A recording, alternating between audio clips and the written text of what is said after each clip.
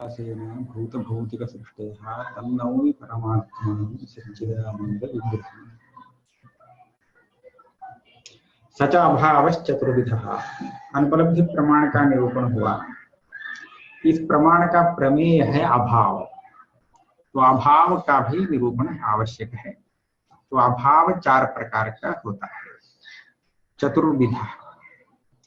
प्रागभावः, प्रध्वंसाभावः, अत्यंताभावः, अन्योन्याभावश्च इति। यह चार प्रकार है। अब प्रागभाव का निरूपण करते हैं।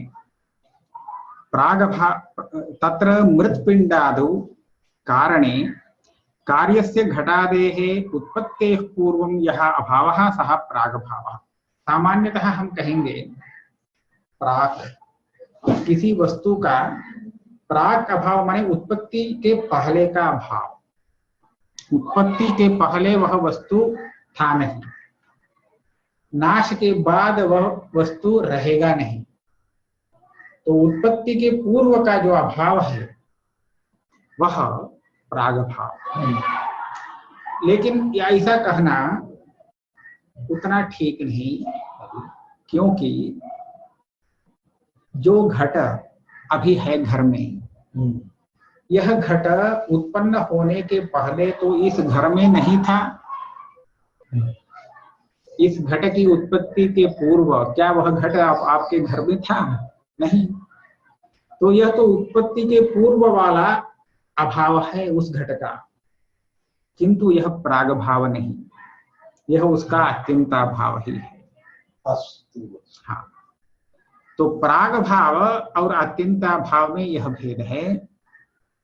प्रागभाव उस वस्तु के उत्पत्ति अधिकरण अर्थात समवाय कारण अथवा उपादान कारण जो कहते हैं, जिसे कहते हैं, उस उपादान कारण में ही रहता है उसका प्रागभाव, अन्यत्र कहीं नहीं। सांख्यों का ही मत हो गया, नैयायिकों का भी यही मत है। नैयायिकों का भी यही मत है। घट का प्रागभाव केवल उसके उपादानभूत कपाल में ही रहता है, अन्यत्र नहीं। तो उत्पत्ति के पूर्व उसका अभाव तो सर्वत्र हो सकता है, किंतु सर्वत्र प्रागभाव नहीं। तो प्रागभाव केवल प्रतियोगी के समवाय कारण में ही रहता है, अन्यत्र नहीं। तो इसीलिए प्रागभाव का लक्षण करते समय थोड़ा परिष्कार करना पड़ता है। कहते हैं तत्र मृत्पिंडादौ कारणे, उपादान कारण को लेना है कारण शब्द से। कार्यस्य घटादेर उत्पत्तेः पूर्वं यः अभावः, तो उपादान कारण में कार्य के उत्पत्ति के पूर्व में जो कार्य का अभाव है वह अभाव है प्रागभाव। अब भूतल में घट नहीं है, वो तो अत्यंताभाव ही है। घट उत्पत्ति के पूर्व में भी घट का अभाव अत्यंताभाव है। घट का नाश हो जाने के बाद भी घर में उसका घट अभाव जो है वह अत्यंताभाव है। घट के रहते समय भी घट को इधर से उठा करके वहां रख दिया, तो यहाँ पर उसका जो अभाव है वह अत्यंताभाव है। वह प्रागभाव, ध्वंस इत्यादि नहीं, वह केवल अत्यंताभाव है। इसका देखिए उदाहरण, घटो नास्ति ऐसा यदि प्रतीति है तो इस नास्ति प्रतीति का विषय है अत्यंताभाव। भविष्यति इस प्रतीति का विषय है प्रागभाव। नष्टः इस प्रतीति का भाव है प्रध्वंसाभाव। ठीक है। अत्र घटो भविष्यति, उसमें थोड़ा अड़चन है, क्योंकि घर में घटः भविष्यति ऐसा भी कह सकते हैं, लेकिन घट में प्रागभाव नहीं। नैयायिक मत में घट का प्रागभाव तो उसके उपादान कारण में ही केवल रहता है, अन्यत्र कहीं नहीं। अन्यत्र भविष्यति माने वह अत्यंताभाव ही है।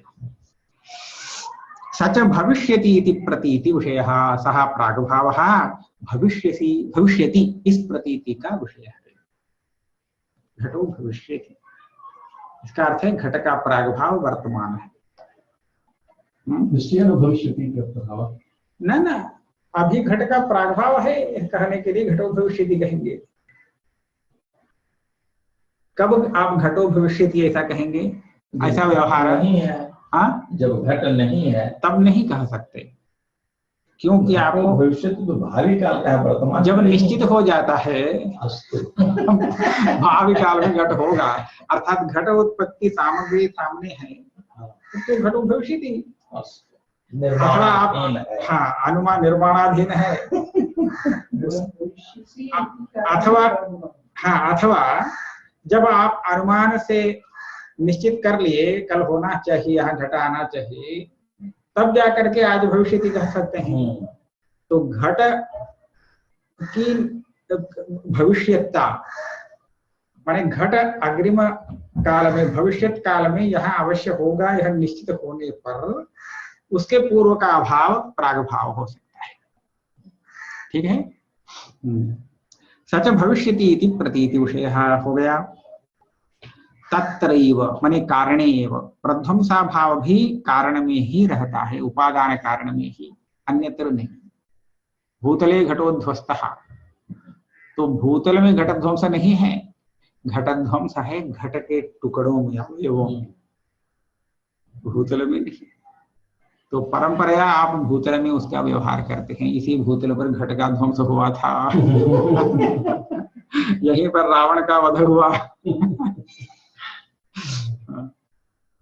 तत्रैव घटस्य मुद्गरपातानन्तरं यः अभावः सः ध्वंसाभावः, प्रध्वंसाभाव। मुद्गरपात हो गया तो आप घट का कारण वही है, तो यहाँ पर घट का जो अभाव है इसको हम प्रध्वंसाभाव कहेंगे। हाँ, अब नैयायिकों के साथ इनका थोड़ा मतभेद आ जाता है। नैयायिक कहता है साधि अनंतः प्रध्वंसः, तो प्रध्वंस अभाव का आदि तो है, उत्पत्ति है, लेकिन अंत नहीं है। एक बार विनाश हो गया तो विनाश स्थिर रह जाएगा, उस विनाश का पुनः विनाश नहीं संभव है, तो वह अनंत है। लेकिन यहाँ पर ऐसा नहीं, यहाँ कहते हैं ध्वंसस्यापि स्वाधिकरण कपाल नाशे नाश एव। घट का ध्वंस हुआ, क्या हो गया, अब टुकड़े टुकड़े 10-15 टुकड़े हैं, तो इन टुकड़ों में घट का ध्वंस है। जब इन टुकड़ों को फिर से मुद्गरपात से चूर्ण कर देगा तब क्या होगा, उन टुकड़ों में जो ध्वंस रहा उस ध्वंस का भी विनाश हो जाएगा। डबल ध्वंस। हाँ तो घट का जहां पर ऐसा देखिए, नारियल फोड़ा 2 टुकड़ों में आ गया, तो नारियल का तो ध्वंस हुआ, तो वह 2 टुकड़ों में है। अब इन टुकड़ों में फिर से टुकड़ा कर दिए, तो यहाँ पर क्या हो गया, पहले जो ध्वंस हुआ वो ध्वंस भी अभी नष्ट हो गया, अब दूसरा ध्वंस आ गया।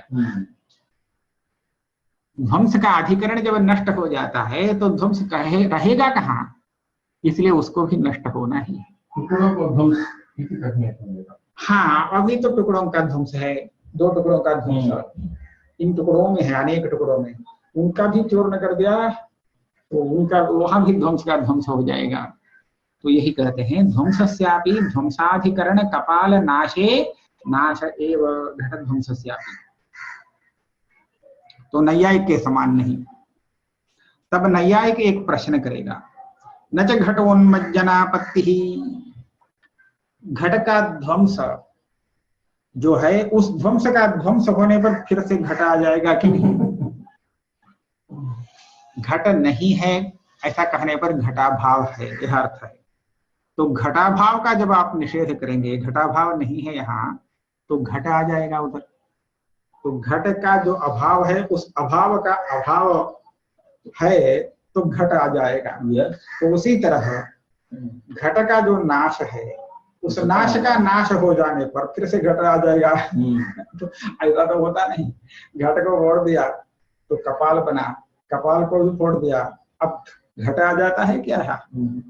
तो घट ध्वंस का ध्वंस तो हुआ लेकिन घट आया नहीं। आप कैसे घट ध्वंस का ध्वंस मान रहे हैं? घट ध्वंस का ध्वंस हो जाने पर घट को आ जाना चाहिए, ये प्रश्न है। उत्तर दे रहे हैं घट ध्वंस ध्वंसस्यापि घट प्रतियोगिक ध्वंसत्वा। घट का जो प्रथम प्राथमिक ध्वंस हुआ वह जैसे घट प्रतियोगिक ध्वंस है, उसी तरह उसका जो ध्वंस है, उस ध्वंस का ध्वंस वह घट ध्वंस का भी ध्वंस है, घट का भी ध्वंस है। ये दोनों का ध्वंस है। घट प्रतियोगी का ध्वंस भी है। ध्वंस में घट ध्वंस नहीं हुआ, वो तो केवल घट मात्र प्रतियोगी का ध्वंस है, घट ध्वंस का ध्वंस नहीं।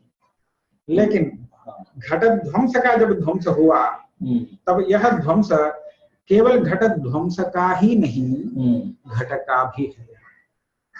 तो प्रथम में घट ध्वंस हो चुका है, ठीक है। उस घट ध्वंस का अब दूसरी बार ध्वंस ये तो दूसरी बार हो रहा है, लेकिन घट ध्वंस का जो ध्वंस है वह घट ध्वंस भी होता है, घट ध्वंस भी होता है। घट ध्वंस तो पहले हुआ, हाँ, घट ध्वंस इसमें भी घट प्रतियोगिकत्व मान रहे हैं। इस ध्वंस का भी घट प्रतियोगी बनता है। अब इसके आगे जितने भी ध्वंस होंगे सभी ध्वंसों का वह घट प्रतियोगी बने। तो इसलिए तो घटोध्वस्त ही कहेंगे। घट ध्वंस का ध्वंस हो जाने पर भी घट ध्वस्त ही, वो फिर से नहीं आएगा।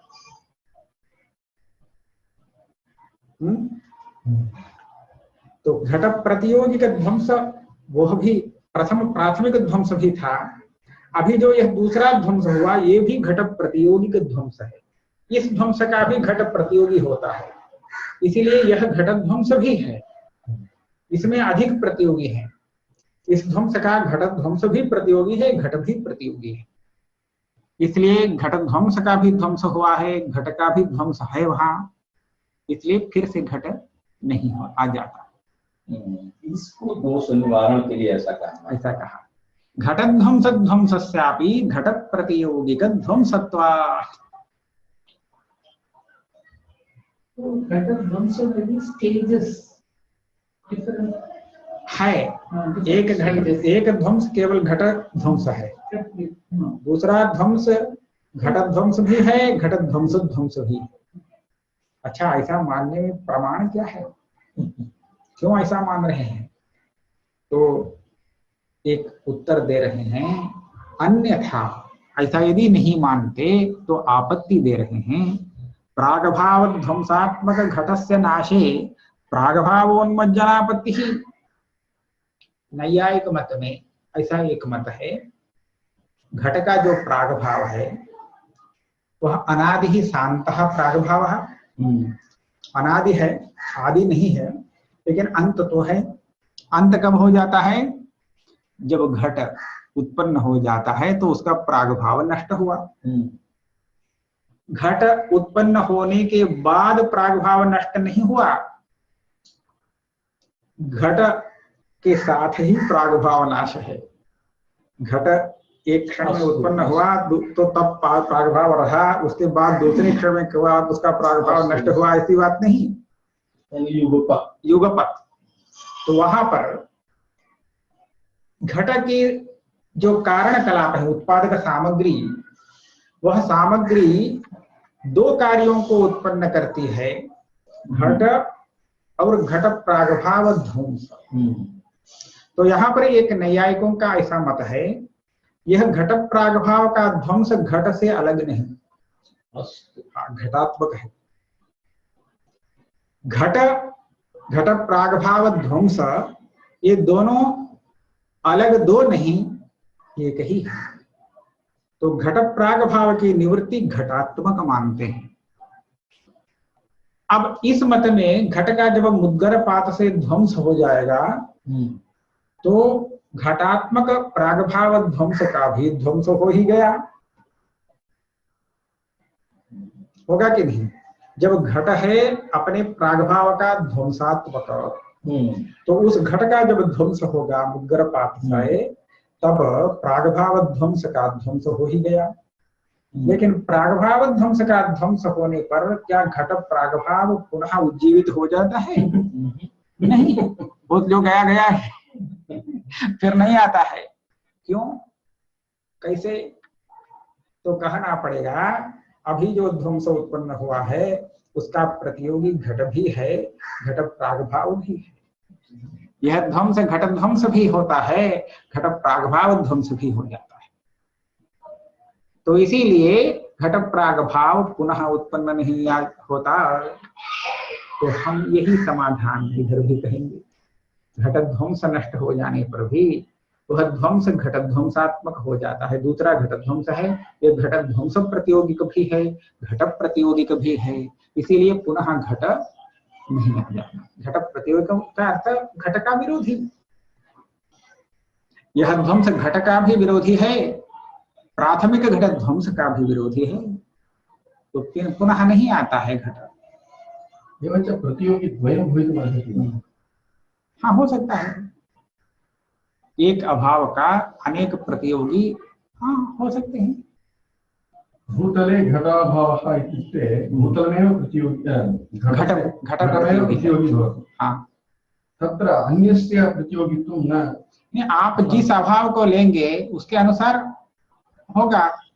आप घटो नास्ति ऐसा जब अभाव लेते हैं तो घट मात्र प्रतियोगिक है, घटपट दोनों नहीं है ऐसा कहेंगे तो दो प्रतियोगिक है एक अभाव।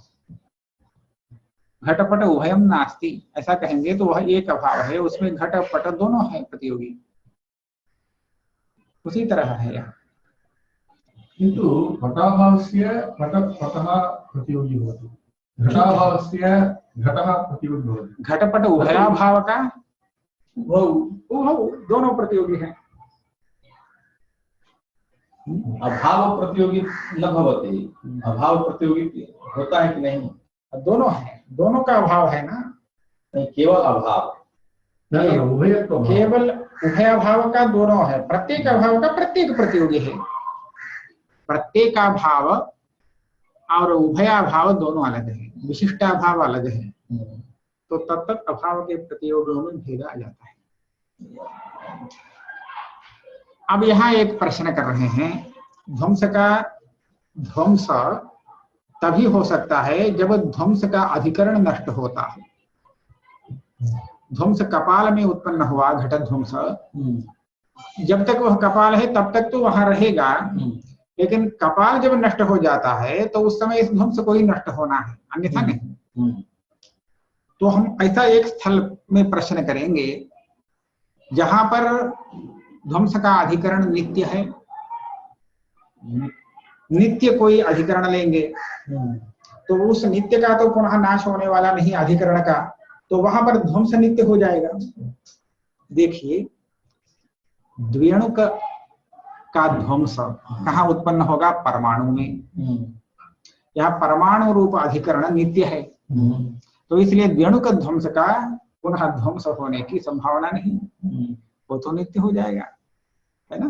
तो ध्वंस यानी कि विनाशी, विनाशी नित्य कैसे हो सकता है? अब यहाँ पर ध्वंस विनाशी नहीं हो सकेगा, क्योंकि उसका विनाश कब होगा? जब वह जहाँ बैठा है वह आधार विनष्ट होगा तभी। अब आधार जहाँ नित्य है तो वहां ध्वंस नष्ट नहीं हो सकता है। यह गड़बड़ तो है, यह प्रश्न किया।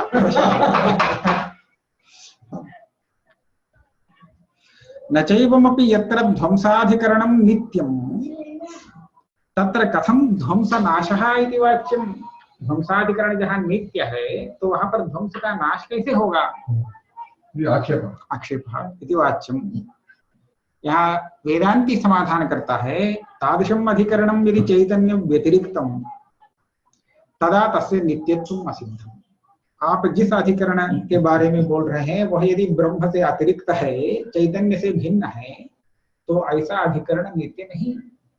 ब्रह्म को छोड़ करके यहाँ कोई भी नित्य नहीं, तो ऐसा अधिकरण नित्य है ही नहीं। ब्रह्म व्यतिरिक्तस्य सर्वस्य ब्रह्मज्ञान निवर्त्यतायाः वक्ष्यमाणत्वात्, इसलिए नित्य ध्वंसाधिकरण होता नहीं। ये बच्चा अज्ञान के नाश के बाद तभी नित्य होता है। अज्ञान नहीं, आगे दिखे, उस समय तो अज्ञान का नाशाधिकरण चैतन्य हो जाता है, तब होगा। चैतन्य अतिरिक्त अधिकरण यदि है तो वो नित्य नहीं। परमाणु आदि हमारे यहाँ नित्य नहीं है, किंतु जब चैतन्य ही ध्वंसाधिकरण होता है तब वह नित्य होगा। तो वैसा उसमें जो ध्वंस हुआ वह ध्वंस भी नित्य हो जाएगा, यह आपका आक्षेप हो सकता है। तो उसका हम उत्तर देंगे, यदि च ध्वंसाधिकरणम चैतन्यम तदा असिद्धि आरोपित प्रतियोगिक प्रध्वंसस्य अधिष्ठाने प्रतीयमानस्य अधिकरण मात्रत्वात्। यदि चैतन्य को ध्वंस के अधिकरण के रूप में लेते हैं तो चैतन्य तो वास्तव में ध्वंस प्रतियोगी का अधिकरण नहीं, क्योंकि समस्त प्रपंच चैतन्य में आरोपित है। समस्त प्रपंच आरोप का अधिष्ठान है चैतन्य, इसलिए आरोपित प्रपंच का जो ध्वंस चैतन्य में होता है वह चैतन्य से अतिरिक्त अभाव नहीं है। इसका हम उदाहरण देंगे। सुक्ति में भ्रमवशात एक प्रातिभासिक रजत की उत्पत्ति हुई। प्रातिभासिक रजत वहां उत्पन्न हो गया ना। अब जब भ्रम हट गया, वहां पर सम्यक ज्ञान आ गया, तब उत्पन्न रजत का विनाश होना चाहिए। लेकिन कोई कहता है क्या यहाँ रजत विनाश हो गया था? ये सुक्ति में रजत का विनाश हुआ है? कोई नहीं कहता। क्यों? लेकिन यह हो सकता है किसी घर में कोई एक व्यक्ति रहा, बाद में एक घट रहा, उस घट का नाश हो गया, तो बाद में कहेगा यहाँ एक घट था वो नष्ट हुआ। लेकिन सुक्ति में रजत था भ्रम काल में और अभी नष्ट हो गया है, ऐसा कोई नहीं कहता। क्यों? क्योंकि वह रजत सुक्ति में आरोपित है, घट के समान नहीं। तो आरोपित का जो विनाश है वह अधिष्ठान से अतिरिक्त नहीं। अधिष्ठान अवशेषो ही नाश कल्पित वस्तुनः। कल्पित वस्तु का जो नाश है वह अधिष्ठान स्वरूप है, उससे अतिरिक्त नहीं। तो इसीलिए ऐसी प्रतीति नहीं। जहां पर रजत नष्ट हुआ है तो कोई नहीं करता। क्यों? वह रजत उसमें आरोपित था और आरोपित का ध्वंस अधिष्ठान स्वरूप हो जाता है। इसलिए प्रपंच ध्वंस का अधिष्ठान है चैतन्य, जो नित्य अधिकरण है। तो नित्य चैतन्य रूप अधिकरण में जो ध्वंस हुआ वह ध्वंस नित्य चैतन्य से अतिरिक्त नहीं, क्योंकि वह कल्पित प्रपंच का ध्वंस है ना। इसीलिए यहाँ वो शुक्ति रूप के ध्वंस वाला न्याय आ जाता है। अतः चैतन्य को जब अधिकरण मानते हैं तो वह अधिष्ठान बन जाता है प्रपंच का, और उस समय प्रपंच का ध्वंस चैतन्य से अतिरिक्त होता ही नहीं। तो नैयायिकों पर तो दोष ही आया है यहाँ। यदि च ध्वंसाधिकरणं चैतन्यं तदा असिद्धिः आरोपित प्रतियोगिक प्रध्वंसस्य अधिष्ठाने प्रतीयमानस्य अधिकरण मात्रत्वात्।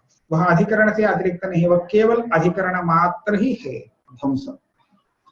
इसमें प्रमाण दिखा रहे हैं, तदुक्तम अधिष्ठानावशेषो ही नाशः कल्पित वस्तुनः। कल्पित वस्तु का नाश माने शेष जो अधिष्ठान है वही है, उससे अतिरिक्त कोई नाश नहीं। एवं शुक्तिरूप्य विनाशोपि इदम अवच्छिन्न चैतन्यमेव। इसीलिए वह शुक्तिरूप का जो विनाश है वह वहां कोई अलग विनाश नहीं दिखेगा आपको, इदम अवच्छिन्न चैतन्यात्मक है। यत्र अधिकरणे, यह हो गया प्रध्वंसा भाव। अब अत्यंता भाव का निरूपण करेंगे। यत्र अधिकरणे यस्य कालत्रयेपि अभावः सः अत्यंता भावः। जिस किसी अधिकरण में किसी वस्तु का कालत्रय में जो अभाव है उसको हम अत्यंताभाव कहेंगे।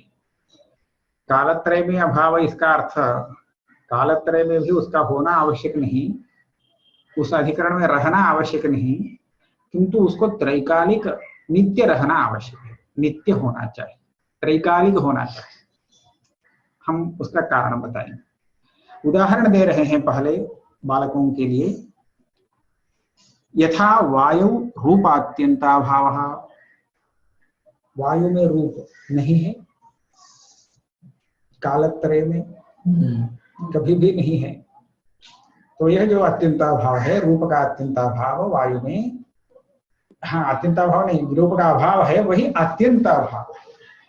किसी अधिकरण में किसी वस्तु का तीनों कालों में न रहना, यह है अत्यंताभाव का लक्षण।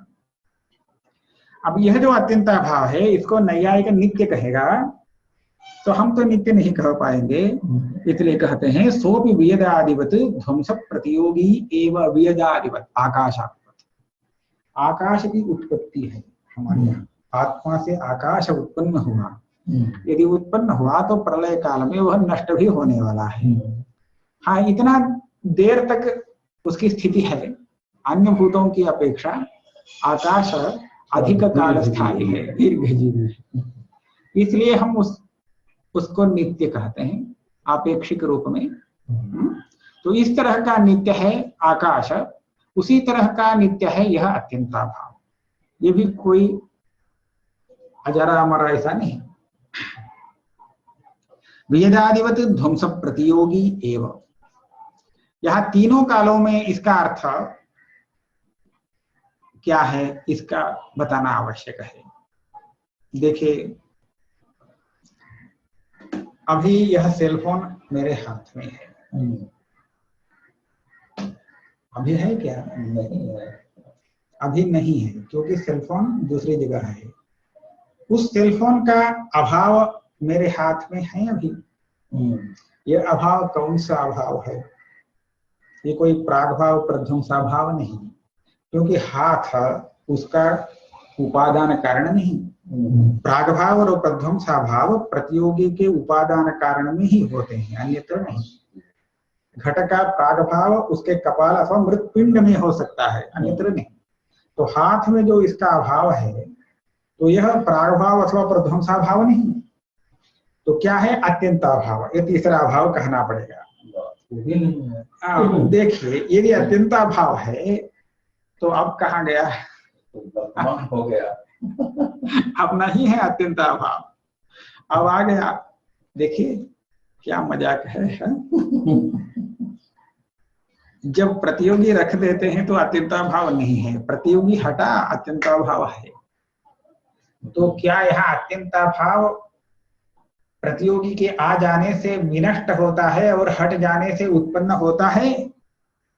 ऐसा नहीं, ये बहुत बड़ा गौरवमय कल्पना है, इसलिए उत्पन्न नहीं होता। हम ऐसा कहेंगे, अत्यंताभाव अभी उत्पन्न होता नहीं, वह तो स्थिर है, लेकिन जब प्रतियोगी का संबंध वहां दिखता है तो उस समय उस अत्यंताभाव का इस हाथ के साथ संबंध नहीं रहता, इसलिए वह नहीं दिखता, इसलिए नहीं दिखता है। ठीक है, तो अत्यंताभाव तो कुछ हुआ ही नहीं। अत्यंताभाव अभावात्मक है, लेकिन उसका संबंध न होने से वह हाथ में दिखता नहीं। जब हट जाता है तब तो उसका संबंध है। तो प्रागभाव नहीं है, प्रध्वंसाभाव नहीं है, अत्यंताभाव है, लेकिन अत्यंताभाव संबंधी नहीं, इसलिए नहीं दिखता। जब कब? जब यह है। जब प्रतियोगी है तो जहां प्रतियोगी है वहां अत्यंताभाव दिख नहीं सकता, क्योंकि वह संबद्ध नहीं है। संबद्ध ही दिखता है ना, उसका संबंध उधर उस समय नहीं है। और जब प्रतियोगी हट जाता है तो उसका संबंध है, इसीलिए दिखता है। तो ये कहते हैं अत्यंताभाव का अधिकरण के साथ जो संबंध है वह संबंध उसी समय हो सकता है जब प्रतियोगी की सत्ता नहीं होती। तो प्रतियोगी काल से भिन्न जो काल है, प्रतियोगी जिस काल में रहता है उससे भिन्न जो काल है, जब घटो नास्ति ऐसा प्रतीति होती है, अभाव की प्रतीति हो रही है, तो वही काल, उसी काल में उस अभाव का वहां संबंध है। प्रतियोगी के आ जाने से वह अभाव नष्ट तो नहीं होता, किंतु उसका संबंध उधर नहीं रहता, इसलिए प्रतीत नहीं होता। अभाव वक्तुं शक्यते, यदि प्रतियोगी का संबंध होता है तथा अभाव वहां नहीं है, अन्यत्र भवति है है, अन्यत्र है। अत्यंत अभाव कथम होता है? क्यों? यहाँ है ना, यहाँ अत्यंत अभाव है। एवं अस्ति इदानीमत्र प्राग्भावः अपि नास्ति, अत्यन्ताभावः अपि नास्ति, तदा अत्यन्ताभावः ये अत्यंताभाव ही है। अन्य नाम दे। यह अत्यंताभाव है, क्योंकि यह तीनों कालों में रहने वाला अत्यंताभाव है। तीनों कालों में रहने वाला यह अत्यंताभाव है। तीनों कालों में हाथ में रहने वाला हमने ऐसा नहीं बताया। आप इस प्रतियोगी को उदाहरण के रूप में देख लीजिए। अभी सेलफोन हाथ में है, सद्भाव है। अभी सेलफोन हाथ में नहीं है, नहीं है तो क्या सेलफोन नष्ट हो गया? नहीं है, वो तो है, हाथ में नहीं है। हमने इतना ही कहा, हाथ में वह नहीं है, सेलफोन है। उसी तरह जब सेलफोन हाथ में है, उस समय इसका अत्यंताभाव हाथ में नहीं है। उसका अत्यंताभाव हाथ में होता नहीं, होता ही नहीं, ऐसी बात नहीं। इसका अत्यंताभाव अभी इस समय यहां नहीं है, वहां तो है अन्यत्र। अब समझ में आ गया? वो अत्यंताभाव नष्ट नहीं हुआ। सेलफोन हाथ में जब है तब विद्यमान है, जब हाथ में नहीं है तो क्या वह नष्ट हो जाता है?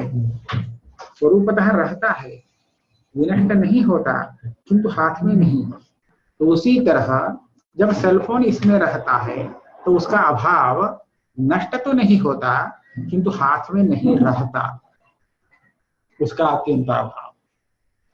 तो अभाव प्रतियोगी जब जहां पर बैठता है उस अधिकरण में रहता नहीं, इसका मतलब वह नष्ट होता है, ये बात नहीं। अत्यंत भाव हम लोगों ने समझा कि कदापि न होना, खपुष्पवत्। हाँ, वो बात नहीं, ये भी है, खपुष्पवत नहीं। वायु रूपा भाव वो भी अत्यंताभाव, वो भी खपुष्प की मान लीजिए, आकाश में पुष्प का अत्यंताभाव है, वो भी अत्यंताभाव है, ये भी अत्यंताभाव ही है। लेकिन ये भी अत्यंताभाव नित्य ही है, नित्य। किंतु प्रतियोगी जहां जब रहता है उस स्थल में, उस समय में वह रहता नहीं, केवल वही नहीं रहता, अन्यत्र तो रहता ही है। तो इसलिए वह कालत्रय में रहने वाला अत्यंताभाव है, और वह इसीलिए प्रागभाव और प्रध्वंसा भाव से भिन्न भाव है। यह है अत्यंताभाव। एकस्य वस्तुनः भावः अभावः द्वयमपि समानं वर्तते इति भवति। समान माने एक समय में वहां है, वहां नहीं है। वहां जहां प्रतियोगी है वहां पर अत्यंताभाव नहीं है।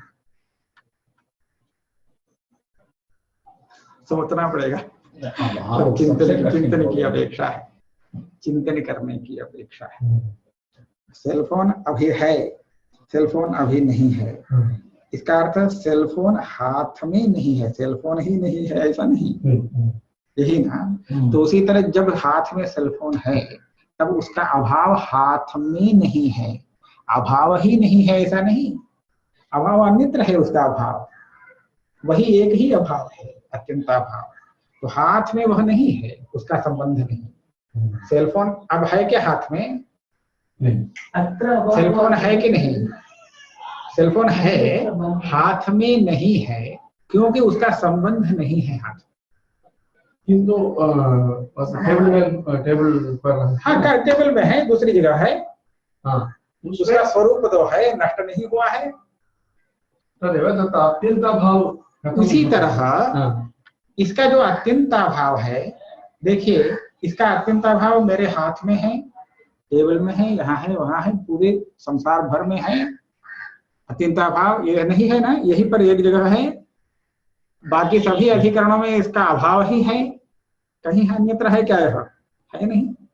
लेकिन जब एक अधिकरण में यह संबद्ध हो जाता है तो वहां पर सद्भाव है, सद्भाव है, अभाव है। वह अभाव अब यहाँ है, यहाँ उसका संबंध नहीं, उस अभाव का। जहां पर पहले था वहां पर उस अभाव का संबंध हो गया, अब यहाँ अभाव है। पहले सेलफोन का अभाव इस हाथ में नहीं था, इस हाथ में था, लेकिन जब इस हाथ में सेल फोन आ गया तो उसका अभाव इस हाथ में आ गया। आ गया का मतलब क्या है, उसका संबंध उधर हुआ, अभाव कोई नया उत्पन्न हुआ यह बात नहीं। ठीक है,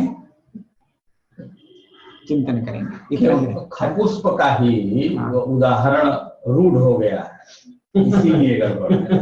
तदेव खलु एकस्य वस्तुनः भावः अभावः उभयं समानं वर्तते इति भाति। ये अत्र अस्ति तस्य भावः तत्र नास्ति। एवञ्च एकस्य वस्तुनः सत्ता असत्ता वा कथं वक्तुं शक्यते? ऐसा ही व्यवहार है, यहाँ है तो वहां नहीं, जहाँ है उससे अतिरिक्त भगवान इदानीम् अत्र सन्ति गृहे न सन्ति। हाँ अस्ति नास्ति वा? हाँ तो क्या हुआ? एवञ्च अहम् अस्मि वा न वा? हाँ अस्ति, भवान अस्ति, भवतः अभावः अपि अस्ति, भवान अत्र अस्ति, भवतः अभावः अन्यत्र अस्ति। मम सत्त्वमपि अस्ति, मम असत्त्वमपि अस्ति। अन्यत्र अन्यत्र, अत्र सत्त्वम् अन्यत्र असत्त्वम्। इसमें क्या आश्चर्य है?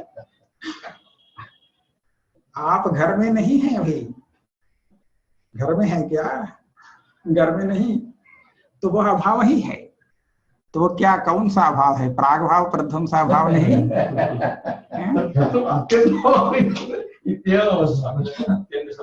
वो अत्यंत अभाव इसलिए है क्योंकि वह नित्य है। यह अभाव उत्पन्न और विनष्ट नहीं होता आपके सामने।